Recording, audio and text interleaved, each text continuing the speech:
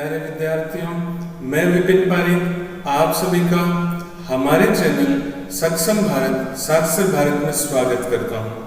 विद्यार्थियों, आज हम जानेंगे फ्यूचर कंटिन्यूअस टेंस के टाइप सेकंड के बारे में। इसमें हम जानेंगे कि बोर्ड के जो प्रश्न आते हैं अंग्रेजी विषय के, उसमें किस प्रकार से हिंट्स का उपयोग करके या यूजेस का उपयोग करके क्वेश्चंस बनाए जाते हैं और उनके बनाए हुए क्वेश्चंस का हम एग्जाम में आंसर किस प्रकार से लिखेंगे। इन सब के बारे में आज हम जानकारी प्राप्त करेंगे। तो सबसे पहले जान लेते हैं कि परीक्षा में प्रश्न कैसे पूछे जाते हैं। सबसे पहले हमें पता चलता है जब हम स्क्रीन को देखते हैं तो ये जानकारी हमारे सामने आती है कि इस टेंस से संबंधित जो प्रश्न है वो एडवर्ब देकर के यानी हिंट के रूप में कोई वर्ड देकर के पूछे जा सकते हैं, और या फिर इस टेंस के प्रश्न जो पूछे जा सकते हैं वो यूज का कोई पॉइंट लेकर के उपयोग से संबंधित कोई बिंदु को प्रश्न की जानकारी में शामिल करके पूछे जा सकते हैं। तो अब तक आपने देखा कि प्रश्नों को दो प्रकार से पूछा जा सकता है, एडवर्ब या फिर यूजेस की जानकारी देकर। अब हम जानेंगे एडवर्ब के बारे में कि इस टेंस से रिलेटेड एडवर्ब कौन कौन सी होती हैं। तो जैसे कि स्क्रीन पर आपको दिखाई दे रहा है, इस समय मुख्य रूप से एक शब्द है जो एडवर्ब के रूप में आता है फ्यूचर कंटिन्यूअस टेंस के टाइप सेकंड के क्वेश्चंस में, और वो जो शब्द है वो है एट दिस टाइम के बाद में, यानी कि एट दिस टाइम के आगे, टुमारो, डे आफ्टर टुमारो या फिर नेक्स्ट के बाद में कोई फ्यूचर इंडिकेशन करने वाला वर्ड। तो अगर ऐसा आपको कुछ मिले तो आप वहां ये मानिएगा कि फ्यूचर कंटिन्यूअस टेंस के टाइप सेकंड का क्वेश्चन है और उसी के अनुसार आपको आंसर फिल करना होगा। अब मैं थोड़ा सा क्लियर कर देता हूं। एट दिस टाइम है वो कंटिन्यूअस टेंस की जानकारी देता है और ये केवल प्रेजेंट कंटिन्यूअस में काम में आने वाला एडवर्ब है।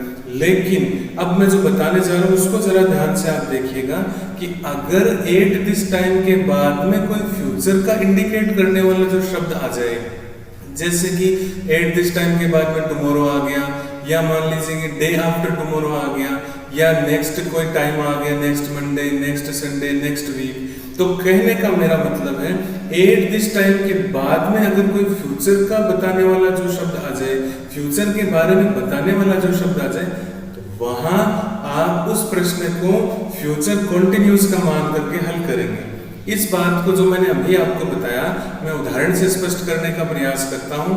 उससे पहले ये देखिए, एट दिस टाइम के बाद में कोई भविष्य समय सूचक शब्द होगा। कैसे होगा जानिए उदाहरण से। जैसे एट दिस टाइम टुमारो, कल इस समय, at this time next week, अगले सप्ताह इसी समय।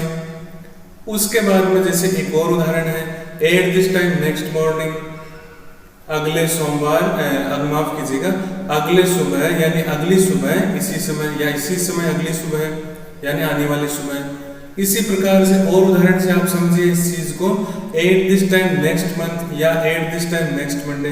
तो कहने का मेरा मतलब है कि एट दिस टाइम के बाद में कोई भविष्य बताने वाला शब्द आ जाए तो वहां वो फ्यूचर कंटिन्यूअस टेंस का क्वेश्चन बनेगा। तो विद्यार्थियों, उम्मीद करता हूं मैं कि आपने एग्जाम्पल्स के माध्यम से ये समझ लिया होगा कि फ्यूचर कंटिन्यूअस टेंस का अगर प्रश्न पूछा जाएगा तो वो कैसे पूछा जाएगा, एडवर्ब देकर के। अब हम बात करते हैं इस टेंस से रिलेटेड यूजेस के बारे में कि कौन कौन से यूज हैं जो इस टेंस से संबंधित होते हैं। तो मोटे तौर पे दो यूज होते हैं, दो उपयोग के बिंदु इस टेंस के प्रश्न में पूछे जाते हैं। पहला बिंदु है, कोई कार्य एक निश्चित समय से शुरू होकर कुछ समय बाद भी चलता रहेगा। इस बात को बताने के लिए इस बिंदु का प्रयोग फ्यूचर कंटिन्यूअस टेंस में किया जाता है। मतलब कोई काम पहले से शुरू हो चुका है, पहले से चल रहा है, आगे भी फ्यूचर में भी वो कुछ समय तक चलता रहेगा, तो ये बताने के लिए फ्यूचर कंटिन्यूअस का उपयोग हम करते हैं। और दूसरा है, भविष्य में गैर इरादतन कार्य को बताने के लिए प्रश्न में इस बिंदु का प्रयोग यूज के रूप में करते हैं। मतलब क्या है इसका?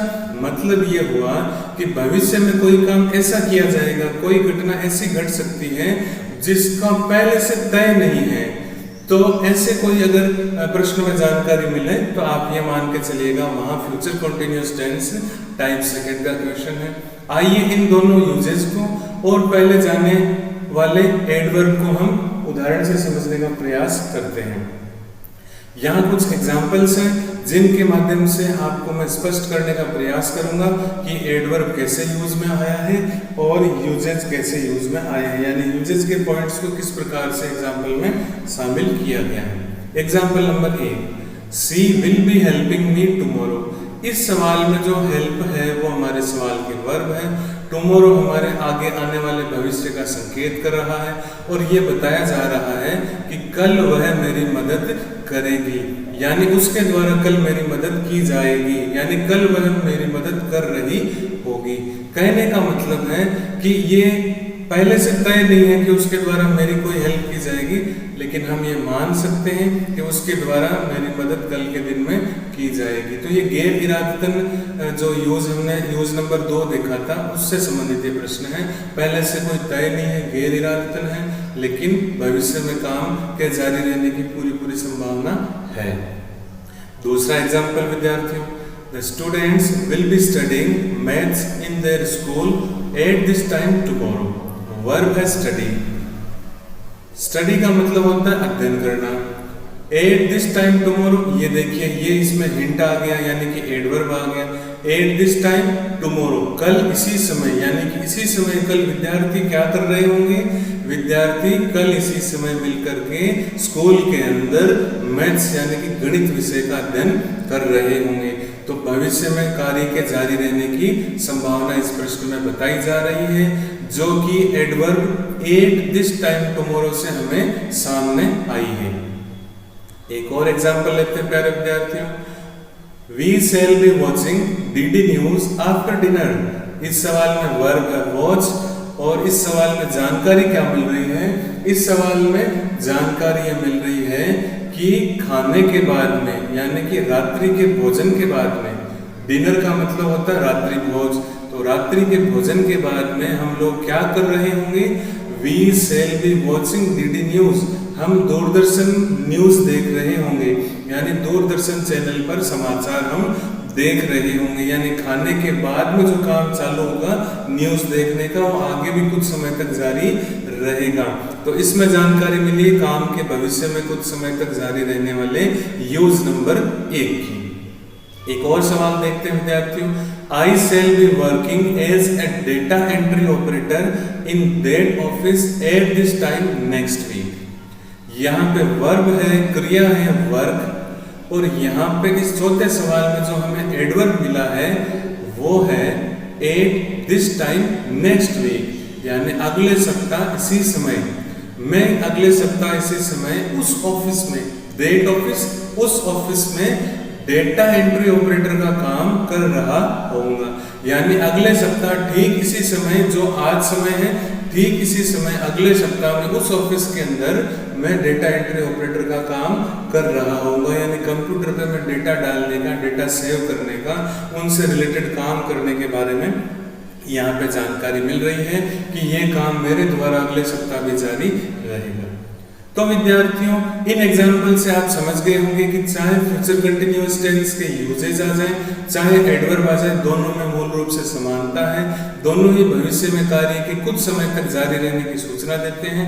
तो आप समझ गए होंगे फ्यूचर कंटिन्यूअस टेंस कितने आसान होते हैं।